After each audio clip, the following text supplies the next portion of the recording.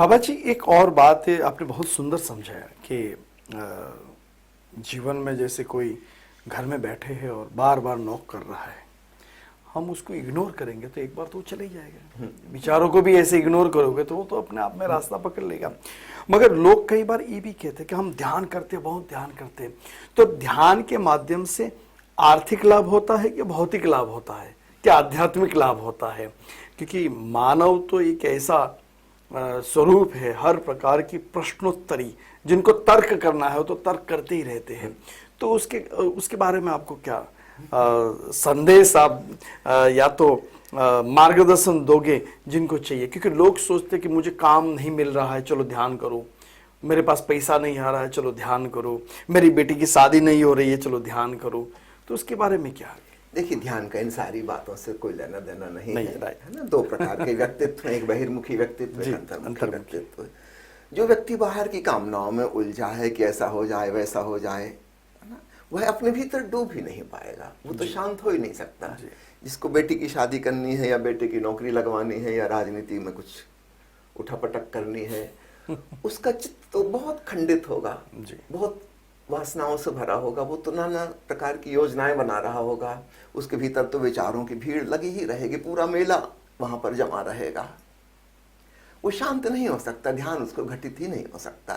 एक बात खूब अच्छे से समझ लीजिए, जिस व्यक्ति ने बाहर के संसार की सफलताओं को जान लिया, विफलताओं को जान लिया, और जिसे यह बात समझ में आ गई कि असली बात, असली संपदा शांति की, आनंद की मेरे अपने भीतर है।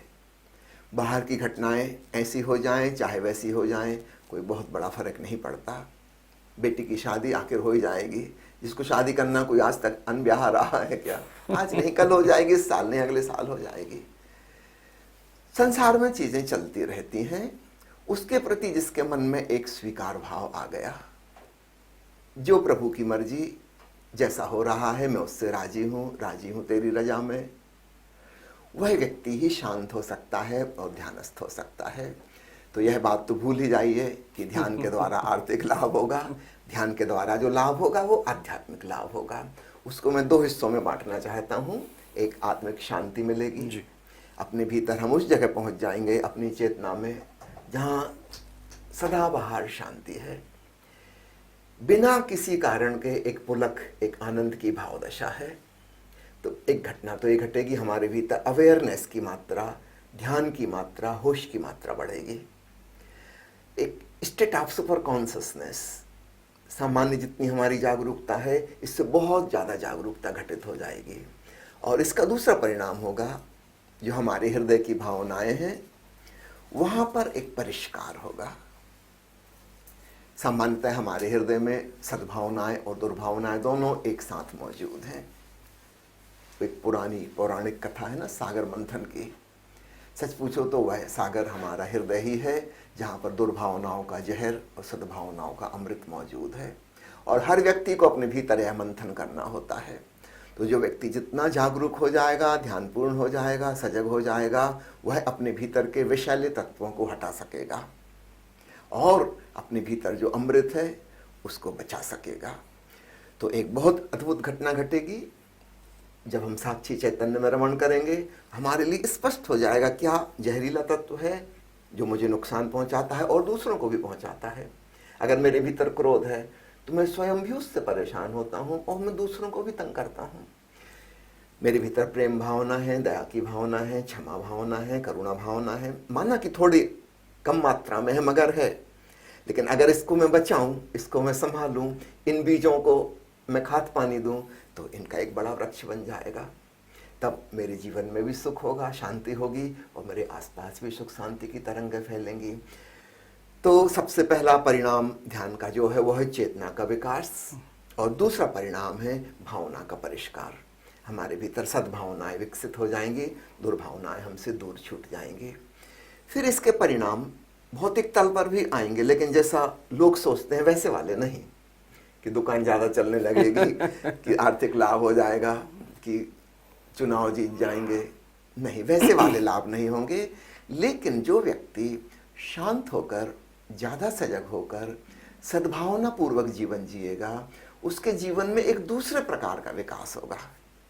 मैं नहीं कह रहा हूं कि धन की वर्षा हो जाएगी, लेकिन ऐसा आदमी अगर दुकान चला रहा है, वह ग्राहक से भी तो सदव्यवहार करेगा, उसका जीवन एक ईमानदारी पूर्ण जीवन होगा।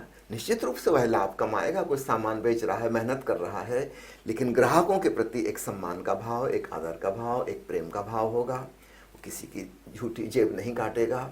निश्चित रूप से ग्राहक भी उसे पसंद करेंगे और स्वाभाविक है कि उसकी दुकान पर शायद ज़्यादा ग्राहक आने लगे। वो इतना अच्छा आदमी है, मधुर वाणी बोलता है, प्रेमपूर्ण व्यवहार करता है, उचित दाम लेता है, किसी को लूट नहीं रहा है। आश्चर्य नहीं कि उसकी दुकान ज़्यादा अच्छी चलने लगे। तो इनडायरेक्ट वे में प्रभाव पड़ सकते हैं, मैं गारंटी नहीं ले रहा हूँ, लेकिन पड़ सकते हैं प्रभाव। समझो मैं बहुत छोटी उम्र का था और मैंने ध्यान शुरू कर दिया। उस समय स्टूडेंट था मैं। ध्यानपूर्वक पढ़ने से एक बार पढ़ने में ही स्मृति में बात बैठ जाती है, 4-4 बार मेहनत करने की ज़रूरत नहीं है। मेडिकल कॉलेज में मैं पढ़ता था। लोग कहते हैं कि मेडिकल कॉलेज की पढ़ाई बड़ी गंभीर, बड़ी कठिन है, सबसे कठिन मानते हैं। इंजीनियरिंग और कंप्यूटर साइंस से भी कठिन मेडिकल की पढ़ाई को मानते हैं। मैं चकित होता था, कुछ भी तो कठिन नहीं है। क्लास में प्रोफेसर ने जो पढ़ाया उसके मैंने नोट्स बना लिए। आपको जानकर हैरानी होगी, मैंने कभी मेडिकल टेक्स्ट बुक देखी तक नहीं,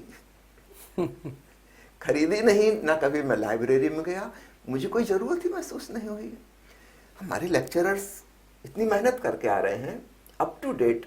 किताब तो पुरानी हो गई, पुराने ज़माने में गूगल और इंटरनेट तो थी नहीं कि लेटेस्ट इन्फॉर्मेशन मिल जाए। किताब का एडिशन तो 4 साल पहले, 5 साल पहले छपा था। प्रोफेसर जो पढ़ा रहे हैं वो लेटेस्ट मैगजीन में से पढ़ के बता रहे हैं, वो ज़्यादा अप टू डेट है। नेचुरली हमने उसके नोट्स बना लिए क्लास में। किताब पढ़ने की क्या ज़रूरत। मैंने मेडिकल कॉलेज की कोई टेक्स्ट बुक कभी देखी तक नहीं। और हैरानी की बात, मुझे मेरिट में पोजीशन मिलती थी, गोल्ड मेडल मिलता था। मेरे साथी हैरान होते थे हॉस्टल में जो रहते थे कि तुमको आज तक हमने कभी रात को पढ़ते नहीं देखा, तुम्हारे रूम की लाइट हमेशा बंद रहती है रात को, तुम चैन की नींद सोते हो, और सुबह उठ कर तुम आश्रम चले जाते हो। वहाँ से करीब 3 किलोमीटर दूर आश्रम हमारा, तो मैं ध्यान करने वहाँ चला जाता था रोज सुबह। 2-3 घंटे बाद वापस लौटता था। तुम बड़े मौज मजे में रहते हो, पढ़ाई कब करते हो। इनका अलग से पढ़ने की कहाँ जरूरत है, अपने शिक्षक पढ़ा तो रहे हैं, इतनी मेहनत वो कर रहे हैं, हमने गौर से सुन लिया, समझ लिया, संक्षिप्त में नोट्स बना लिए। अब इतनी मोटी किताब पढ़ने की क्या जरूरत। मेडिकल कॉलेज में तो पहली ही क्लास जो किताब होती है एनाटॉमी की, करीब करीब 3-3.5 किलो वजन रहता उसका। और मैं हिंदी स्कूल मीडियम से पढ़ के आया था, अंग्रेजी मुझे वैसे ही नहीं आती थी। अंग्रेजी की इतनी मोटी किताब उठाने में हाथ दर्द होने लगे। टीचर ने बताया संक्षेप में, और यही टीचर तो परीक्षा लेने वाले हैं, वही तो एग्जामिनेशन लेंगे। उन्होंने जो बताया हम वही उत्तर लिखेंगे तो हमें ज़्यादा अच्छे नंबर देंगे। और वो सब बड़ा संक्षेप में है, शार्ट में है। मेरा काम सिर्फ क्लास नोट से चल गया। तो इनडायरेक्ट प्रभाव तो पड़ा, कम मेहनत में ज़्यादा फल आया। अगर चित्त चंचल है, खंड खंड में बटा हुआ है, विचारों की भीड़ चल रही है, तो जब शिक्षक कुछ पढ़ा रहा है तब वो स्टूडेंट उसकी बात सुन ही नहीं रहा, समझ ही नहीं रहा। 20-25% उसके भीतर जा रहा है, बाकी उसका मन यहाँ से वहाँ भाग दौड़ मचा रहा, उछल कूद कर रहा है। वो जो चार्ल्स डार्विन ने कहा ना कि मनुष्य बंदरों से, लंगूरों से पैदा हुआ है, पता नहीं उसकी बात सच है कि नहीं, लेकिन मनुष्य के मन को देख कर जरूर ऐसा लगता है कि लंगूरों से पैदा हुआ है। बंदरों को देखा, एक डाल से दूसरी डाल छलांग भरते रहते हैं, कभी चैन से बैठते नहीं। हमारा मन वैसा ही है। अगर हम इस मन के अनुसार जिए तो हमारे जीवन की बहुत सारी विफलताओं की वजह यह चंचल मन होगा। अगर हम ध्यानस्थ होना सीख गए, ज्यादा सजग हो गए, तो निश्चित रूप से हम जो भी कार्य कर रहे हैं हमें उसमें सफलता मिलने की चांस ज़्यादा होगी। तो मैं ये नहीं कह रहा हूँ कि आर्थिक लाभ हो जाएगा, कि बेटे की नौकरी लग जाएगी, कि बेटी का ब्याह हो जाएगा, लेकिन इनडायरेक्ट वे में व्यक्ति को जीवन में प्रभाव पड़ेगा, निश्चित रूप से पड़ेगा।